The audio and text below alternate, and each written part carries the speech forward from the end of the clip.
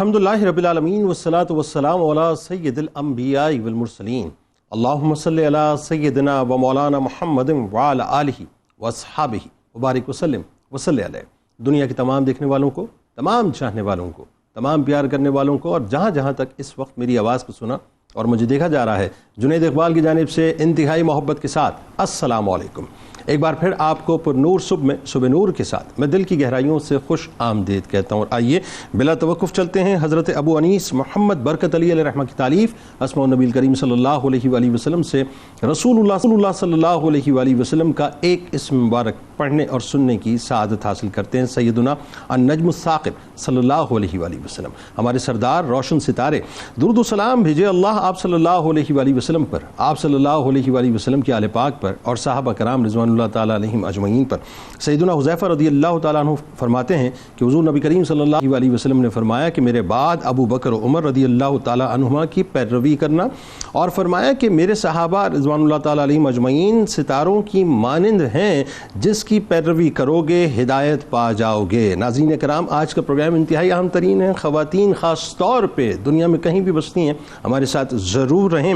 معاملہ یہ ناظرین کہ اللہ نے اپنے پیارے محبوب صلی اللہ علیہ وآلہ وسلم کے لیے بنائی گئی اور سجائی گئی اس کائنات میں جس شے کو اور اس ہستی کو وجہ وجود کائنات سے نسبت دی یا وجہ وجود کائنات کے لیے چنا، نہ وہ شے عام رہی اور نہ ہی وہ ہستیاں عام رہیں۔ جو نسبت مصطفیٰ صلی اللہ علیہ وآلہ وسلم سے جڑتا گیا وہ دنیا و آخرت میں ممتاز ہوتا گیا اور خاص الخاص ہوتا گیا۔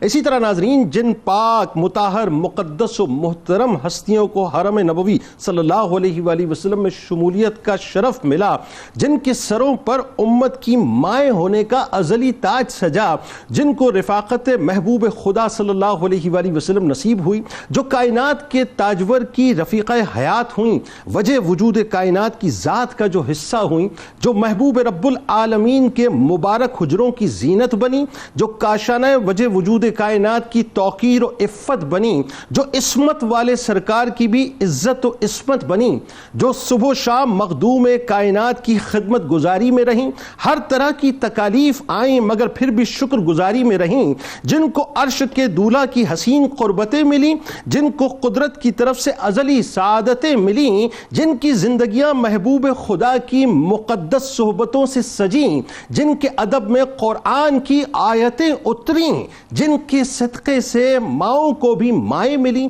جو محبوب خدا کے حجروں کی زینت بنی، جو سرور دو جہاں صلی اللہ علیہ وآلہ وسلم کی رازدار خلوت بنی، جو مشن رسول میں پیش رہا کرتی تھیں، مصائب پر اور امتحانات پر جو صبر کیا کرتی تھیں، فرشتے بھی جن کا بے حد اکرام کرتے تھے، حاضری سے پہلے اجازت کا اہتمام کرتے تھے، کائنات جن کے در پر سوالی ہے، جن کا کردار امت کے لیے مثالی ہے، امت کی 11 ماؤں کی حسین کہکشاں تھی، ہر ایک ماں اپنے مقام پر بے حد درخشاں تھیں۔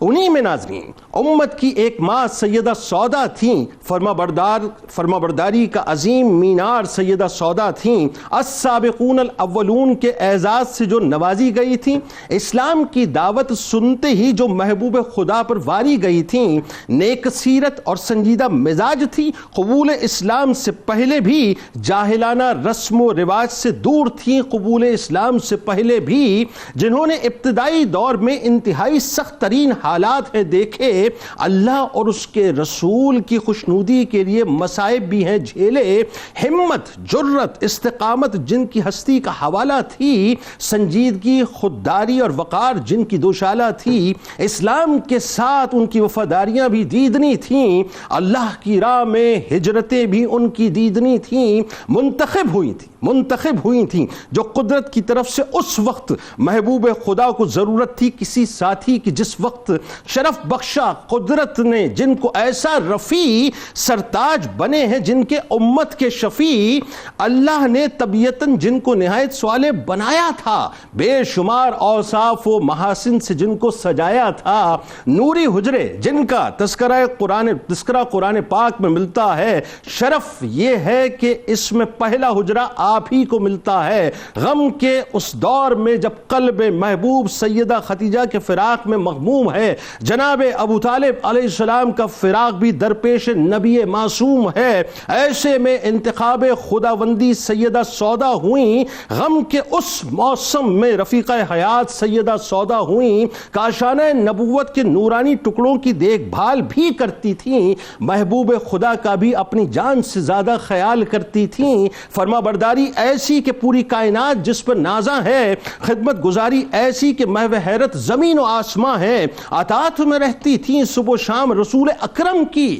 ذمہ داریوں کو بھی خوب نبھاتی تھیں رسول اکرم کی، ظرافت بھی وہ محبوب خدا سے خوب کیا کرتی تھیں، باتوں سے اپنی سرور دو جہاں کو خوش کیا کرتی تھیں۔ سیدہ سودا سلام اللہ علیہا فطرتاً اور طبیعتاً سوال حق پسند اور دور اندیش تھیں، بزرگوں کی اطاعت، بچوں کی محبت اور سب کی خدمت کے جذبے میں پیش تھیں۔ ہماری ماں رحم دلی اور سخاوت میں بھی اپنی شان رکھتی تھیں، جو کچھ آتا تھا کھلے دل سے اللہ کی راہ میں قربان کرتی تھیں۔ آغاز کرتے ہیں حضور، سب سے پہلے تو میں ظاہر ہے اب کہاں سے آغاز کروں کہ یہی کیا کرم ہے کہ ہماری ماؤں کے اوپر بھی ماؤں کا سایہ ہے۔ تو آغاز کیجیے صاحب امہات المومنین کے مقام اور مرتبہ اور قرآن و حدیث کی روشنی میں، لیکن اس سے قبل ناظرین میں آپ کو بتلاتا چلوں کہ انشاءاللہ آپ نے ہمارے ساتھ پورے پروگرام میں رہنا۔ آخر میں ممتاز شناخہ جناب حافظ گوہر رانا صاحب منقبت کا نذرانہ بھی پیش کریں گے۔ آغاز کیجیے قرآن و حدیث کی روشنی میں۔ جی اعوذ باللہ من الشیطان الرجیم، بسم اللہ الرحمن الرحیم۔ النبی اولیٰ بالمؤمنین من انفسہم وازواجہ امہاتہم۔ اللہ رب العزت نے آقا علیہ الصلوۃ والسلام کی ازواج کو، ان کی عظمتوں کو، ان کے فضائل کو قرآن مجید کے اندر جس انداز میں بیان فرمایا ہے، یقیناً یہ ان کے لیے ایک ایسا امتیاز ہے جس کا کائنات میں کوئی اور مقابلہ ہی نہیں کر سکتا ہے۔ اللہ رب العزت نے کم و بیش 88 مرتبہ یا ایھا الذین آمنوا فرما کر اہل ایمان کو ایڈریس کیا ہے قرآن مجید کے اندر۔ ایسے ہی آقا علیہ الصلوۃ والسلام کو یا ایھا النبی، یا ایھا الرسول، یا ایھا المزمل، یا ایھا المدثر اور دیگر کلمات کے ساتھ، القابات کے ساتھ ایڈریس کیا۔ وہیں ازواج مطہرات کو یہ شان حاصل ہوتی ہے کہ یا نساء النبی، یہ کہہ کر اللہ رب العزت نے خود ان کو قرآن مجید کے اندر ایڈریس فرمایا ہے۔ سبحان، یہ بہت بڑی شان ہے کہ اللہ رب العزت کسی سے بات کرے، اللہ رب العزت کسی سے کلام فرمائے۔ تصوری کیسا کمال! اور دیکھیے کہ جہاں جہاں اہل ایمان سے کلام کیا جا رہا تھا تو یقیناً وہاں بھی مانوی طور پر تمام خواتین جیسے شامل ہیں تو ازواج مطہرات بھی شامل ہیں۔ سبحان، لیکن پھر خصوصیت کے ساتھ گویا اللہ رب العزت نے ان سے بات کی، ان سے کلام فرمایا۔ تو یہ اللہ رب العزت کا کسی سے ہم کلام ہونا براہ راست یہ بہت بڑے اعزاز اور شان کی بات ہے۔ اور پھر یہ جو آیت مبارکہ یہ سورہ احزاب میں سے جو میں نے آپ کے سامنے اس کا ایک حصہ تلاوت کیا، اللہ رب العزت نے آقا علیہ الصلوۃ والسلام کی ذات کے حوالے سے ایک بات بیان کی، پھر امہات المومنین کے اسی نسبت کو واضح فرمایا النبی اولیٰ بالمؤمنین من انفسہم، کہ نبی مکرم صلی اللہ علیہ وسلم اے ایمان والو تمہاری جانوں سے زیادہ تمہارے حقدار ہیں، اور دوسرے معنی کے مطابق تمہاری جانوں سے زیادہ تمہارے قریب ہیں، اور تیسرے معنی کے مطابق تمہاری جانوں کے سب سے زیادہ مالک ہیں، تم سے زیادہ ملکیت رکھتے ہیں۔ تو آقا علیہ الصلوۃ والسلام کی اس شان اور عظمت کو بیان فرمانے کے بعد پھر قرآن مجید نے فرمایا وَأَزْوَاجُهُ أُمَّهَاتُهُمْ، اور ان کی جو ازواج ہیں وہ مومنین کی مائیں ہیں، وہ تمہاری مائیں ہیں۔ اب یہاں دو کلمات ہیں، ازواج اور پھر امہات۔ ازواج جمع کا لفظ ہے زوج، زوج ویسے جوڑے کو کہتے ہیں، لیکن عربی لغت میں معنی کے اعتبار سے زوج کہتے ہیں جو کسی کے ہم مثل ہو، جو کسی کے مشابہ ہو، اس کو جوڑا کہتے ہیں۔ اچھا، تو جو اس جیسا ہو اسے جوڑا کہتے ہیں۔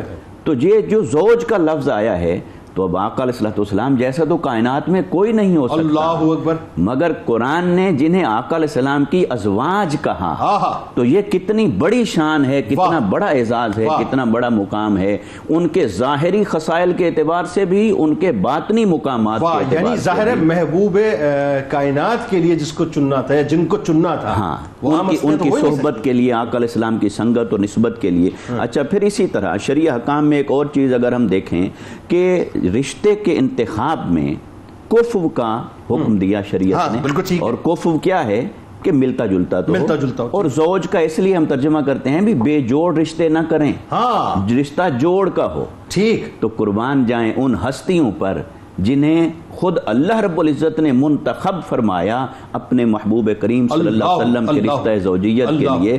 تو یقیناً آقا علیہ السلام کے مثل کوئی نہیں ہو سکتا, مگر حضور کی زوجیت کے قابل رب نے جنہیں بنایا وہ امہات المؤمنین ہیں. ان کو پروٹوکول بھی ایسا دیا, ان کے حجروں کو پروٹوکول ایسا دیا. پھر ازواج کے ساتھ جو امہات کا لفظ آیا کہ تمہاری مائیں ہیں, اور یہ مائیں جو بنایا یہ محض سمبولیکلی نہیں ہے, یہ محض علامتی طور پر نہیں ہے کہ مائیں بنایا, بلکہ آقا علیہ الصلوۃ والسلام کے وصال مبارک کے بعد جب نکاح کی حرمت ثابت ہو گئی قرآن سے اور حدیث سے کہ ان سے نکاح نہیں کیا جا سکتا, تو اس کا مطلب ہے ان کے اوپر وہ تمام احکامات جاری ہوئے جو ماں کے لیے ہیں.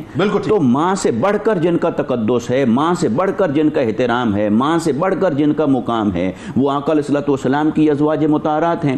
اور پھر قرآن مجید نے سورہ احزاب کے اندر ان کے بارے میں جہاں اور بہت ساری باتیں ارشاد فرمائیں, وہاں ایک خاص بات یہ آ گئی کہ فرمایا کہ لستن کاحد من النساء, تم دوسری عورتوں جیسی نہیں ہو. تو قرآن جنہیں بے مثل قرار دے کہ کوئی تمہارے جیسا نہیں اور تم کسی اور کے جیسے نہیں, تو آقا علیہ الصلوۃ والسلام کے حرم مبارک میں یہ ہستیاں جس فضیلت اور مقام کو پہنچیں کائنات میں کوئی اور نہیں. یعنی کائنات کی ساری مومن مائیں جن بارگاہوں میں جا کے اپنے سر کو جھکائیں وہ امت کی مائیں ہیں. اللہ تعالیٰ نے وہ مقام دیا. ام المومنین سیدہ سودا سلام اللہ علیہا کی ہستی ظاہر ہے ہماری تو جانے ان پہ قربان ہو جائیں, ہماری آل اولاد ان پہ قربان ہو جائے. آپ کا ذرا خاندانی تعارف لوگوں کو بتائیے. پھر جو ابتدائی حالات, جیسے آپ نے اسلام قبول کیا, السابقون الاولون کا تاج آپ کے سر پہ سجا, پھر پہلے شوہر کے ساتھ جو دین کی راہ میں آپ نے تکالیف برداشت کی, ہجرتیں برداشت کی, وہ سارا سب بتائیے. بسم اللہ الرحمن الرحیم. بہت شکریہ جنید بھائی, اور یقیناً یہ ہم سب کے لیے سعادت ہے کہ ہم اپنی عظیم ماں کا آج تذکرہ کرتے ہوئے ان کی بارگاہ میں خراج تحسین پیش کر رہے. سیدہ ام الاسود سودا بنت زمعہ رضی اللہ تعالی عنہ.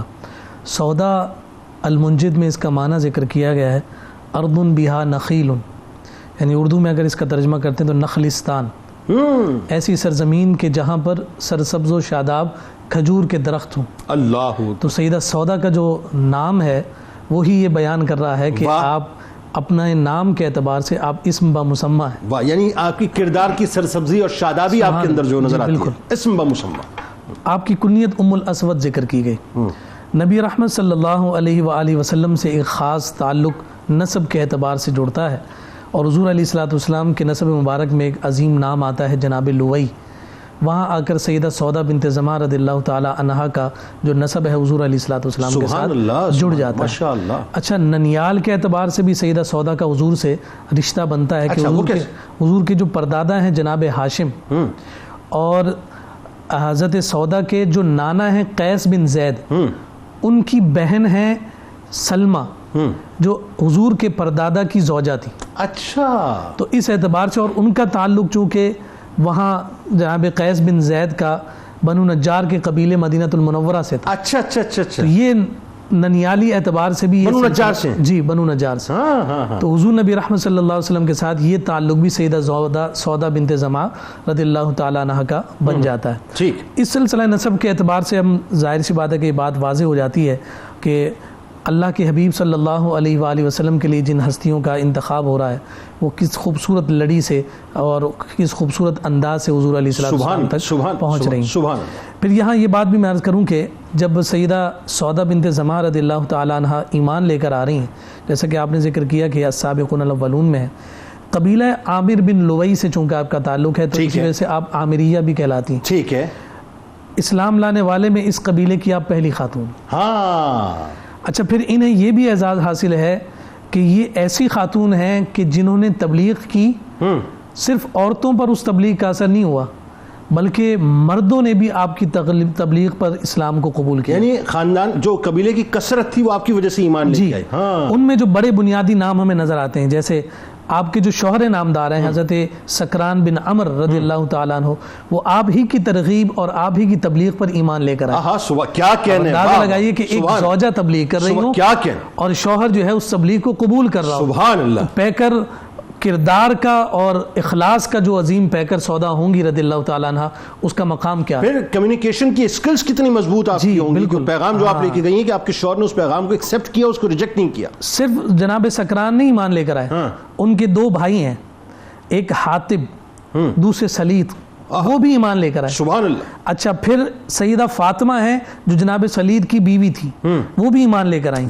اسی طرح سے جناب عبداللہ تھے جو حضرت حاتب کے بیٹے قرار دیے جاتے ہیں، وہ بھی ایمان لے کر آئے. سبحان اللہ. اسی طرح سے حضرت سیدہ سودا کے بھائی تھے جناب مالک، وہ بھی ایمان لے کر آئے. سبحان اللہ. اور حضور علیہ الصلوۃ والسلام کی پھوپھی جان ہیں جناب برہ، ان کے بیٹے ہیں ابو صبرہ، وہ بھی ان کی ہی ترغیب اور ان کی تبلیغ پر ایمان. سبحان اللہ. یعنی مشن مصطفیٰ صلی اللہ علیہ وآلہ وسلم پر پہلے ہی دن سے کاربند جی آپ جیسے ہی ایمان لے کر آئی ہیں تو تبلیغ کا سلسلہ شروع ہو گیا. اور اب جب تبلیغ شروع ہو رہی تو اس کا مطلب یہ ہے کہ پہلے سے ہی فصاحت و بلاغت اور زبان کی روانی اور کلام پر دسترس انہیں کتنی شاندار حاصل. اب ایمان لانے کے بعد ہم سب جانتے ہیں کہ جو مصائب جو مظالم اور تکالیف کا ایک سلسلہ شروع ہوا، کسی سے ڈھکا چھپا نہیں. کائنات کے تاجدار صلی اللہ علیہ وسلم نے خود اجازت مرحمت فرمائی کہ آپ حبشہ کی جانب ہجرت کر جائیں.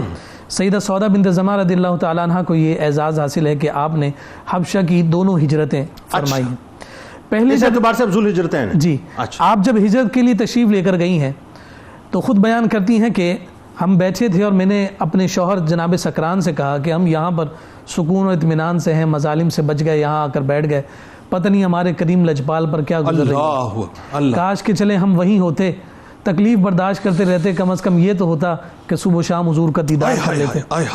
تو اس پر جناب سکران بن عمر رضی اللہ تعالیٰ نے جواب میں کہا کہ بات تو تمہاری ٹھیک ہے. آپ کے ان جملوں سے میرے رونگٹے کھڑے ہو گئے، آپ یقین مانیے. اللہ، بات تو تمہاری ٹھیک ہے کہ ہم یہاں سکون میں بیٹھے ہوں اور حضور وہاں تکالیف برداشت کر رہے ہوں، اور ایک یہ کہ یہ سکون ہمیں بے سکون کیے دیے جا رہا ہے، اور دوسرا حضور کی زیارت سے ہم محروم ہیں. اللہ. تو جتنے لوگ حبشہ کی جانب ہجرت کر کے آئے تھے سب کے ساتھ مشاورت کی کہ تم یہ چاہتے ہو سکون سے بیٹھو یا جلوہ یار ہوتا رہے. تو انہوں نے کہا کہ ہم یہ خواہش کرتے ہیں کہ حضور کا دیدار ہوتا رہے. تو فرمایا صرف حضور کی زیارت کے اشتیاق میں یہ حبشہ جنہوں نے ہجرت کی تھی وہ واپس مکہ المکرمہ آ گئے.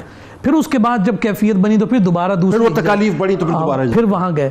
تو یہ ابتدائی آپ کی جو کیفیات اور حالات ہیں کہ آپ ابتدائی مبلغہ ہیں، السابقون الاولون میں آپ کا شمار ہے، شوہر نامدار کے ساتھ ہر مقام پر آپ کھڑی ہوئی نظر آتی ہیں. ہجرت کا موقع آئے، مال قربان کرنے کا موقع آئے، ہر اعتبار سے سیدہ سودا بنت زمعہ رضی اللہ تعالیٰ عنہ نے ایک عظیم مسلمان خاتون ہونے کا کردار ادا کیا. اللہ اکبر. سیدہ سودا بنت زمعہ سلام اللہ علیہا کے بارے میں ظاہر ہے یہ تو قدرت کا ایک فیصلہ ہے، اس میں تو کوئی دوسری رائے نہیں ہے. اللہ تعالیٰ نے اپنے پیارے محبوب کے لیے، حرم پاک کے لیے جن ہستیوں کو چنا ان میں آپ ایک ہیں. اچھا اب بات یہ کہ لیکن اس سے پہلے کچھ انٹیوشنز ہیں خواب کی صورت میں. 2 خواب آپ نے دیکھے، وہ آپ نے بتانے وہ کیا، اور ان انٹیوشنز کو کس طرح سے آپ نے ڈسکس کیا اپنے شوہر سے، پہلے شوہر سے. پھر جو ایک منظر نامہ ہے پورا، کیونکہ ظاہر ہے وہ اس وقت جن مصائب سے سرکار علیہ السلام گزر رہے تھے، وہ عام الحزن کا دور بھی، وہ ساری چیز، وہ ذرا بتائیے کہ حرم پاک میں پھر آپ کی تشریف آوری کیسے ہوئی. اعوذ باللہ من الشیطان الرجیم، بسم اللہ الرحمن الرحیم. بہت شکریہ جنید بھائی آپ کا. اللہ تبارک و تعالیٰ نے ام المومنین ہم سب کی عظیم والدہ حضرت سودا سلام اللہ علیہا کو بہت ساری امتیازی خصوصیات سے نوازا ہے، اور یہ ہمارے لیے بڑی سعادت کی بات ہے کہ آج ہم بیٹھ کر ان کا تذکرہ خیر کر رہے ہیں. جیسا کہ ذکر ہوا کہ حضرت سودا سلام اللہ علیہا ابتدائی دور میں پہلی دفعہ جب تبلیغ آپ کے کانوں تک پہنچی تو اسلام قبول کرنے والی خاتون ہیں، اور پورے قبیلے کے اندر دین کی تبلیغ کا مشن بھی جاری رکھے ہوئے ہیں، اور اس کے بعد تکالیف کا سلسلہ ہے. تو اللہ تبارک و تعالیٰ نے قرآن مجید میں اس کے حوالے سے ارشاد فرمایا. اللہ تعالیٰ ارشاد فرماتا ہے وَلَيَبْلُوَنَّكُمْ بِشَيْءٍ مِّنَ الْخَوْفِ وَالْجُوعِ وَنَقْصٍ مِّنَ الْأَمْوَالِ وَالْأَنفُسِ الانفس والثمرات وبشر الصابرین. اللہ تعالیٰ ارشاد فرماتا ہے اور ہم ضرور تمہیں آزمائیں گے. کن چیزوں سے آزمائیں گے؟ خوف سے آزمائیں گے، بھوک سے آزمائیں گے، اور مالوں جانوں اور پھلوں کی کمی سے آزمائیں گے. اور جو ان ساری تکالیف اور آزمائشوں پر صبر کرنے والا ہے اس کے لیے کیا اللہ تعالیٰ ارشاد فرماتا ہے؟ آگے اللہ تعالیٰ ارشاد فرماتا ہے وَبَشِّرِ الصَّابِرِينَ. اور اے حبیب آپ ان صبر کرنے والوں کو خوشخبری دے دیجیے. اللہ. تو حضرت سودا سلام اللہ علیہ نے ایسے بے مثال صبر کا مظاہرہ فرمایا کہ تکالیف ہیں، ہجرتیں 2 دفعہ کرنی پڑ رہی ہیں، اور مکے کے کفار کے ظلم بھی سہنے پڑ رہے ہیں. ان تمام چیزوں پر صبر کا کیسا خوبصورت اللہ تبارک و تعالیٰ نے انعام عطا فرمایا کہ ظاہری طور پر جاگنے کی حالت میں تو خولہ بنت حکیم نے آپ کو یہ عظیم خوشخبری دی، لیکن اللہ تبارک و تعالیٰ نے پہلے بھی آپ کو 2 دفعہ خواب میں اس خوشخبری کی بشارت عطا فرمائی. وہ 2 خواب کیا ہیں؟ ایک دفعہ کا خواب کا واقعہ یہ ہے کہ آپ خواب میں تھیں اور حضرت سکران کی زوجیت میں تھی، آپ کا انتقال نہیں ہوا تھا. تو آپ دیکھتی ہیں کہ ایک چاند کا ٹکڑا اتر کر آپ کی گود میں آ گیا ہے. آپ جاگیں اور اپنے شوہر کے پاس گئیں، حضرت سکران رضی اللہ تعالیٰ عنہ کے پاس، اور انہیں یہ خواب کا واقعہ بتایا. آپ کے جو شوہر تھے وہ خوابوں کی تعبیر کا اچھا خاصا علم رکھنے والے تھے. تو آپ نے یہ ارشاد فرمایا کہ اگر ایسا ہی ہے تو عنقریب میرا وصال ہوگا اور آپ دوبارہ نکاح فرمائیں گے. پھر دوسرا خواب آپ نے اسی حوالے کیا تھا علامہ صاحب؟ کہ ایک چاند کا ٹکڑا، آپ ایک کروٹ کے بل لیٹی ہوئی ہیں اور ایک چاند کا ٹکڑا گر کر ان کی گود میں آتا ہے. اس خواب کی تعبیر میں حضرت سکران نے ارشاد فرمایا کہ آپ دوبارہ نکاح کریں گی. اور دوسرے خواب میں اللہ تبارک و تعالیٰ نے بالکل واضح طور پر حضرت سودا سلام اللہ علیہ کو یہ بشارت عطا فرمائی. آپ دیکھتی ہیں کہ آپ خواب میں ہیں اور حضور علیہ الصلوۃ والسلام آپ کے قریب تشریف لاتے ہیں اور آپ کی گردن پر اپنا قدم مبارک رکھتے ہیں. آپ جاگتی ہیں اور اپنے شوہر کے پاس پھر جاتی ہیں حضرت سکران کے پاس. آپ فرماتے ہیں اگر جیسا آپ نے بیان کیا ایسا ہی ہے تو عنقریب میرا وصال ہوگا اور آپ حضور علیہ الصلوۃ والسلام تاجدار کائنات دونوں جہانوں کے سردار کی زوجیت میں آنے کا شرف حاصل کریں گی. یہ خوبصورت طریقے سے اللہ تبارک و تعالیٰ نے جو صابرین کو جو خوشخبری ہے اس کی بہترین تفسیر حضرت سودا سلام اللہ علیہ ہیں. یہ 2 خوشخبریاں خواب میں، اور اس کے بعد جو حرم نبوی کا معاملہ ہے کہ یہ خواب پھر کچھ ہی عرصے میں مکمل ہوا کہ جیسے یہ خواب کی تعبیر بتائی آپ کے شوہر بیمار ہوئے اور کچھ ہی عرصے بعد آپ کا وصال ہو گیا. اور دوسری طرف حضرت خدیجۃ الکبریٰ سلام اللہ علیہ 25 سال کی رفاقت کے بعد حضور علیہ الصلوۃ والسلام سے جدا ہو گئیں، وصال ہو گیا. آپ بڑے غمگین رہتے تھے کیونکہ 25 سال کی عمر میں جو ہے وہ 25 سال کی رفاقت تھی اور پھر وصال ہو گیا. غمگین رہتے تھے. حضرت خولہ بنت حکیم حضور علیہ الصلوۃ والسلام کی بارگاہ میں آئیں اور عرض گزار ہوئیں کہ آپ نکاح کر لیجئے. حضور علیہ السلام نے فرمایا کہ کس سے کرنا ہے؟ حضرت سودا کا فرمایا. آپ نے کہا کہ نکاح کا پیغام دے دیجئے. آپ حضرت سودا کی بارگاہ میں آئیں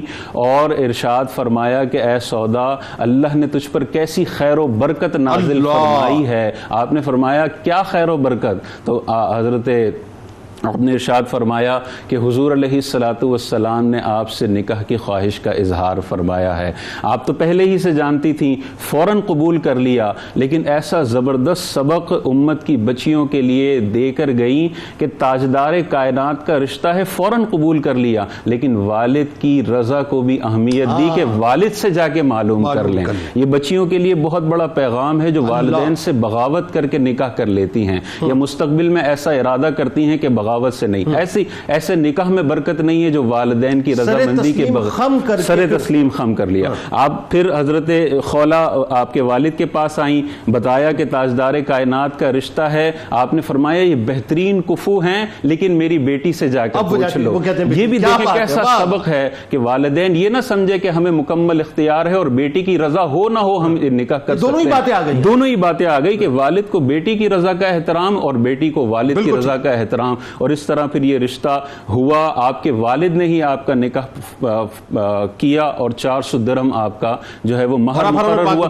آخر میں بس ایک چھوٹی سی بات کہ دیکھیں نکاح جو ہے ہماری شریعت نے کتنا آسان رکھا ہے کہ یہاں پروپوزل گیا, دونوں طرف سے قبولیت ہوئی اور نکاح ہو گیا. آج کل ہم نے نکاح کے اتنے پری ریکویزٹس رکھے ہوئے ہیں کہ جب تک 10 لاکھ روپے لڑکے کے پاس جمع نہیں ہوتے تب تک نکاح نہیں ہوگا. وہ 31 سال کا ہو گیا, اس کو لگتا ہے 34 سال میں 10 لاکھ روپے جمع ہوں گے, تب تک گناہوں بھری زندگی گزارتا ہے. ہم نے معاذ اللہ بدکاریوں کو عام کر دیا, آسان کر دیا اور نکاح کو مشکل کر دیا. اور کمال یہ کہ اس پوری گفتگو میں وہ جو ایک جملہ حضرت سعودہ سلام اللہ علیہ کا وہ بڑا کمال تھا کہ میں رسول اللہ جب آپ کو پروپوزل آیا تو آپ نے فرمایا کہ میں رسول اللہ صلی اللہ علیہ وسلم پر ایمان لائی ہوں, وہ میرے ہادی ہیں, میرے رہنما ہیں, میری ذات کے متعلق انہیں مکمل اختیار ہے, وہ جو چاہے فیصلہ فرمائے. مفتی صاحب ذرا یہ بتائیے کہ آپ کے شخصی اوصاف بڑے کمال ہیں اور خاص طور پہ جو سخاوت کا عنصر آپ کے اندر نظر آتا ہے, بتائیے ذرا. یقیناً جنہوں نے آقا علیہ السلام کے اسوہ حسنہ کو اپنی آنکھوں سے دیکھا ہو, اتنے قریب سے دیکھا ہو, تو انہوں نے آقا علیہ السلام کی ذات سے جو کچھ پرسیو کیا وہ بے مثال ہے, بے مثل و بے مثال. آقا علیہ السلام کی تربیت سے, صحبت سے, تعلیم سے اور ان حجروں سے جو کچھ سیکھا جہاں وہی اترتی تھی. واہ. تو یقیناً وہی کی تعلیمات کا سب سے بڑا عکس جمیل وہ بھی آقا علیہ السلام کے گھرانے میں ہی نظر آئے گا. اللہ. تو سیدہ سودا سلام اللہ علیہا, آپ کی شخصیت اور ذات میں ہم دیکھتے ہیں سخاوت کی آپ نے بات کی. سخاوت نفس ایک ایسی چیز ہے کہ قرآن مجید نے فرمایا وَمِمَّا رَزَقْنَاهُمْ يُنْفِقُونَ.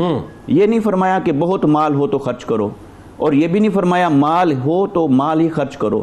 فرمایا جو تمہیں تمہارے رب نے دیا ہے اس میں سے خرچ کرو. وہ مال ہے, وہ علم ہے, وہ فہم ہے, وہ بصیرت ہے, وہ توانائی ہے, وہ کچھ بھی ہے.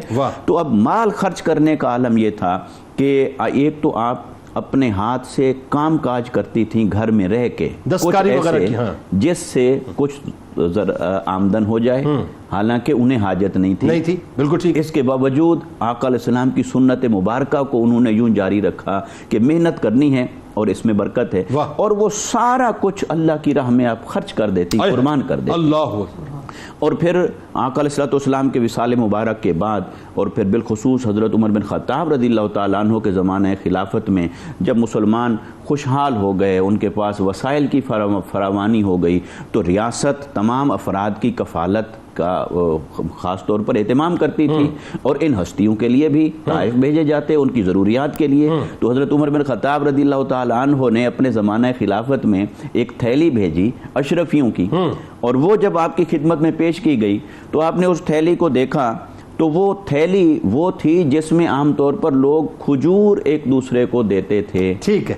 کچھ تو وہ تھیلیاں تھیں جس میں اشرفیاں دی جاتی تھیں, تو صاف ذرے وہ سائز میں چھوٹی ہوتی تھیں, اور کھجوریں جن تھیلیوں کے اندر دی جاتی تھیں وہ بڑی تھیں, اور کھجوروں کی بہتات تھی ان کے ہاں, لہٰذا وہ تھیلی اس طرح کی تھی. جب آپ کے خدمت میں وہ پیش کیا گیا تو آپ نے دیکھا, آپ نے فرمایا یہ کیا ہے؟ تو آپ کی خدمت میں عرض کیا گیا کہ حضرت عمر بن خطاب رضی اللہ تعالیٰ عنہ نے اشرفیاں بھیجی ہیں. تو آپ نے فرمایا اچھا, اب اشرفیاں کھجوروں کی تھیلی کے اندر بھیجی جانے لگی ہیں. تو یہ کہہ کر آپ نے وہ سب کچھ پھر اللہ کی راہ میں تقسیم فرما دیا اور قربان کر دیا. آپ کے اس فرمان مبارک میں ایک تو یہ اشارہ موجود تھا کہ اچھا مسلمانوں کا ایک وہ وقت بھی تھا جو ابتدا میں آپ دیکھ چکی تھیں, اور آج یہ شان بھی ہے کہ مال و دولت کی فراوانی ہے. تو اس طرف بھی اشارہ تھا, اور پھر اس طرف بھی اشارہ تھا کہ یہ کثیر تحفہ جو ہماری طرف آیا ہے تو ہمارے نزدیک اس کی حیثیت اسی طرح ہے جیسے کھجور کی ہوتی ہے. تو جیسے ہم کھجور کو بانٹ دیتے ہیں ایسے ہی ہم اللہ کی راہ میں یہ بھی بانٹنے کے لیے تیار ہیں. تو آپ نے مال کو, اشرفیوں کو کھجور سے زیادہ اہمیت دینا دوبارہ نہیں فرمائی, اور اللہ کی راہ میں اسے قربان کر دیا. تو ہمارے لیے اس میں سبق یہ ہے کہ اللہ نے جو کچھ عطا فرمایا ہے اس میں سے اس کی راہ میں دیتے رہیے, آپ دیتے رہیے اور دیتا رہے گا, وہ دیتا رہے گا. اور کمال یہ ہے کہ گن گن کے نہ دیتے رہیے تو گن گن کے نہیں دیتا رہے گا, کھلے ہاتھ سے دیتے رہیے تو کھلے ہاتھ سے وہ دیتا رہے گا. اچھا علامہ صاحب ذرا یہ بتائیے کہ اس میں ایک اور بات جو بڑی کمال ہے کہ آپ کی جو محبت تمام ہی ازواج مطہرات کے ساتھ، لیکن خاص طور پہ ہماری ماں حضرت عائشہ صدیقہ سلام اللہ علیہا سے جس طرح کی آپ کی محبت تھی اور جس طرح وہ آپ کی تکریم کیا کرتی تھی خاص طور پہ، وہ ایک بڑی محبتوں کی باتیں، ذرا تھوڑا لطف آئے سن کے۔ بسم اللہ الرحمن الرحیم۔ دیکھیے ہماری ماؤں میں سیدہ خدیجۃ الکبریٰ رضی اللہ تعالی عنہا کے بعد سیدہ سودا بنت زمعہ رضی اللہ تعالی عنہا وہ ہستی ہیں کہ جنہیں سب سے زیادہ وقت حضور علیہ الصلوۃ والسلام کی رقابت کا میسر آیا، یعنی تقریباً 14 سال کا وہ عرصہ بنتا ہے جو حضور علیہ الصلوۃ والسلام کے حرم پاک میں سیدہ سودا بنت زمعہ رہیں۔ ایک اور ان کی بڑی زبردست فضیلت ہے، وہ بعد میں سوال کروں گا میں آپ سے، پہلے بات مکمل کریں۔ تو اس اعتبار سے ہم دیکھتے ہیں کہ سیدہ خدیجہ رضی اللہ تعالی عنہا کے علاوہ جتنی بھی ازواج حضور کے مقدس حرم میں تشریف لائیں وہ سیدہ سودا کے ہوتے ہوئے تشریف لائیں۔ واہ، پھر آپ اس سے دیکھیے کہ آپ کی وسعت ظرفی کا عالم کیا ہوگا۔ واہ، ظرافت میں تو آپ ویسے ہی بے مثل اور بے مثال تھی۔ بعض جگہوں پر لکھا ہے کہ آپ میں جمال کے ساتھ ساتھ جلال بھی داخل تھا، لیکن اس کے ساتھ حص مزاح بھی آپ کا بہت جاندار، وہ بڑا وہ سجدے والا جو واقعہ ہے، اور حص مزاح ایسا ہے کہ خود کائنات کے تاجدار صلی اللہ علیہ وسلم، دیکھیے کیفیت دیکھیے نا، عام الحزن ہے اور نکاح ہو رہا ہے، تو اب ظاہر سی بات ہے کہ جہاں دیگر ذمہ داریاں ہیں سیدہ سودا کی، وہیں ساتھ یہ ذمہ داری بھی ہے کہ حضور علیہ الصلوۃ والسلام تبلیغی منصب کی ادائیگی کے بعد جب گھر تشریف لائیں تو آپ کے آرام، آپ کی آسودگی اور آپ کے مزاج کی لطافت کا بھی خیال اور پاس رکھا جائے۔ اور پھر شہزادیوں کے ساتھ جو انٹریکشن ہے وہ ظاہر ہے وہ بھی پھر کائنات کے تاجدار صلی اللہ علیہ وسلم کے ساتھ عبادت کے معاملے میں آپ کتنا خوبصورت مظاہرہ فرما رہی ہیں۔ حضور کی خدمت میں عرض کر رہی ہیں، یا رسول اللہ کل میں نے آپ کے ساتھ عبادت کرنے کی کوشش کی، آپ نے رکوع اتنا دیر تک کیا کہ مجھے ایسے لگا کہ نکسیر پھوٹ جائے گی اور میں بار بار اپنے ناک کو مسلتی تھی، یعنی وہ انداز ایسا تھا کہ جسے دیکھ کر حضور علیہ السلام مسکرا دی۔ یہ گھر کے افراد کے باہمی جو بے تکلفی کا رویہ ہے اس کا حسن ہے۔ پھر آقا کائنات اور یہ میاں بیوی کے درمیان کے رشتے کا بھی حسن ہے، بات یہ یہ معذرت کے ساتھ یہی آپ کی شان ظرافت تھی کہ آقا علیہ السلام کی اس غم کو ہلکا کرنے کے لیے یہ تجویز پیش کی گئی کہ آپ ان سے نکاح فرمائیں، کیونکہ آقا علیہ السلام غم زدہ رہنے لگے۔ اصل بات یہ جی، اور وہ ہر موقع پر سیدہ سودا بنت زمعہ رضی اللہ تعالی عنہا حضور علیہ الصلوۃ والسلام کے ساتھ یہ معاملہ فرمایا کرتے۔ اب آپ کی یہ جو ظرافت ہے اور آپ کی جو یہ وسیع الظرفی ہے اور وسیع القرابت داری ہے، اس کو سیدہ عائشہ صدیقہ رضی اللہ تعالیٰ عنہ یوں بیان کر رہی ہیں، فرماتی ہیں کہ میں نے صرف ایک ہی خاتون دیکھی ہے کہ جس میں جذبہ قرابت نہیں ہے۔ اللہ، یعنی ایک فطرت ہے نا، ایک نیچر جینیٹک ایک سلسلہ ہے کہ ہر فطرت میں یہ رقابت موجود ہوتی ہے، تو آپ کہتی ہیں کہ میں نے ایک ہی خاتون دیکھی ہے کہ جن میں جذبہ رقابت نہیں ہے۔ تو پوچھا کہ وہ کون ہے؟ کہا کہ وہ سیدہ سودا ہیں کہ جنہوں نے حضور نبی رحمت صلی اللہ علیہ وآلہ وسلم کے لیے اپنی باری کو میرے ساتھ منسلک کیا۔ اللہ، یہ وہ عالم ہے کہ چاہیے کیا ہے؟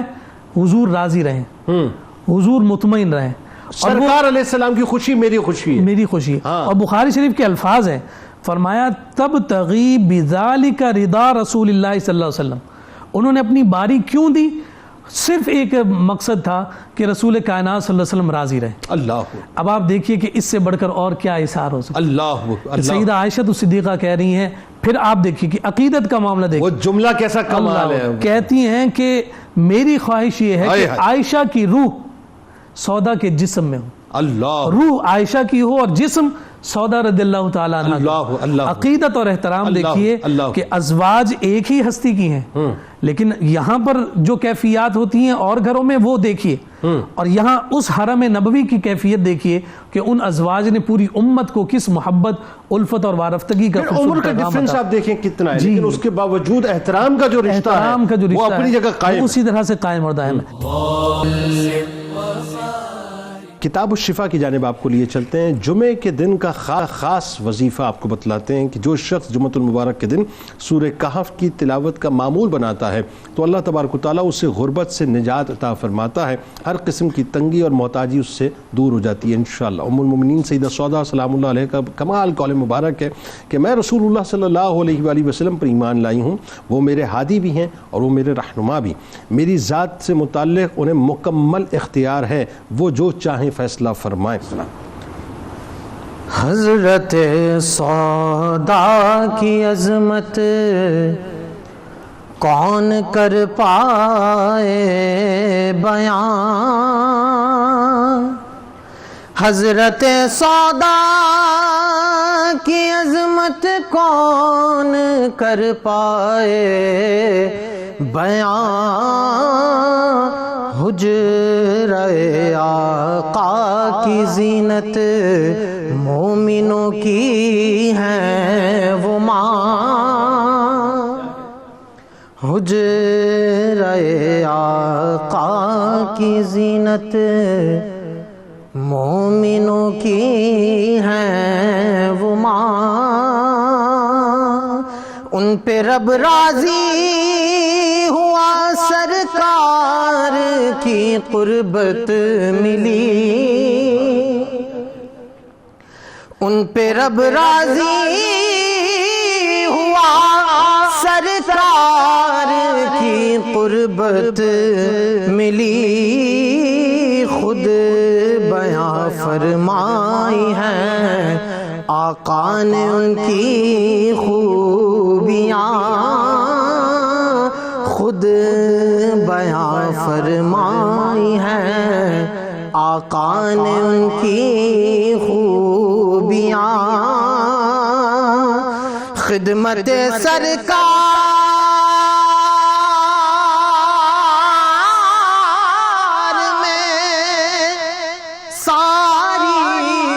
ساری زندگی،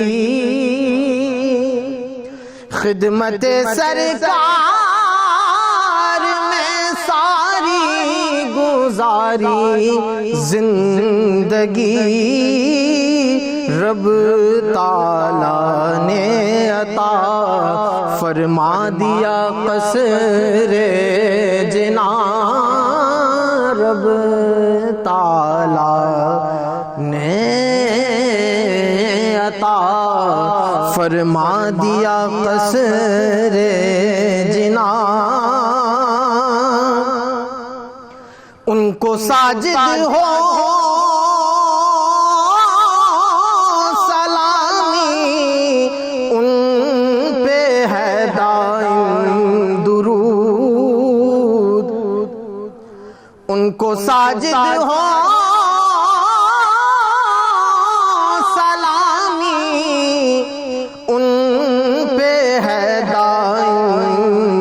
درود، آپ ام المومنی ہیں، آپ ہیں عرفہ نشان، آپ ام المومنی ہیں، آپ ہیں عرفہ نشان، حضرت سودا کی عظمت کون کر پائے بیان، حجرہ آقا کی زینت مومنوں کی ہے وہ ماں، علی آلہ وصحبہ وبارک وسلم۔